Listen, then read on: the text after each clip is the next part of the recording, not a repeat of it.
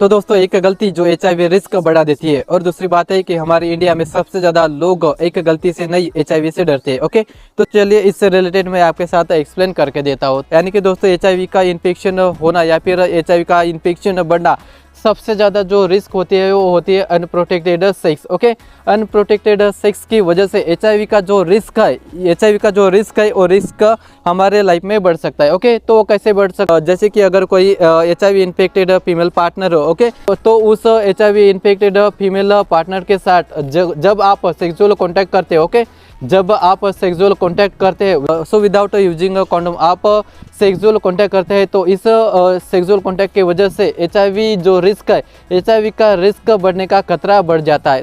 तो दोस्तों ये जो मिस्टेक्स है, ये कॉमन मिस्टेक्स हमारे इंडिया में होती है। ओके, तो इस कॉमन मिस्टेक को अवेयर करना या फिर इस गलती को अवेयर करना, ये सबसे ज़्यादा इम्पोर्टेंट होता है। तो फिर उसके बाद आता है एक गलती। ओके, एक गलती की वजह से बहुत से ऐसे इन्फेक्शंस है और इन्फेक्शन ऑटोमेटिकली आपके बॉडी में क्रिएट होने लगते हैं, जैसे कि क्लमाइडिया है, गोनोरिया है, सिफिलिस है या फिर हर्पीस है। ओके, ये सब इन्फेक्शंस आपके बॉडी में ऑटोमेटिकली क्रिएट होने लगते हैं या फिर जनरेट होते हैं, बिकॉज क्योंकि HIV इन्फेक्शन सबसे बड़ा रिस्क या फिर सबसे बड़ा खतरा है, जिसके वजह से ये जो सभी चारों जो इन्फेक्शन है ऑटोमेटिकली आपके बॉडी में होने लगते हैं, जैसे कि क्लमाइडिया है, गोनोरिया है, हर्पीस है या फिर सिफिलिस। ये जो सब इन्फेक्शन ऑटोमेटिकली आपके बॉडी में क्रिएट होने लगते हैं या फिर जनरेट होने लगते हैं।